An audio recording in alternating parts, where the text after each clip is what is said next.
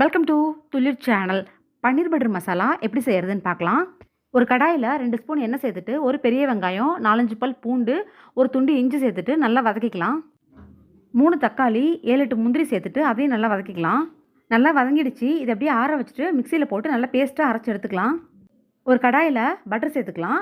கூடவே பட்டை, கிராம்பு, ஏலக்காய், பிரியாணி இலை சேர்த்துட்டு பொடியாக கட் பண்ணி வச்சுருக்க ஒரு பெரிய வெங்காயமும் 2 பச்சை மிளகாயும் சேர்த்துட்டு நல்லா வதக்கிக்கலாம். 1 spoon Kashmiri chilli powder, 1 spoon மிளகாய்த்தூள், 1 ஸ்பூன் மல்லித்தூள், 1 டீஸ்பூன் கரம் மசாலா சேர்த்துட்டு அதையும் நல்லா வதக்கிக்கலாம்.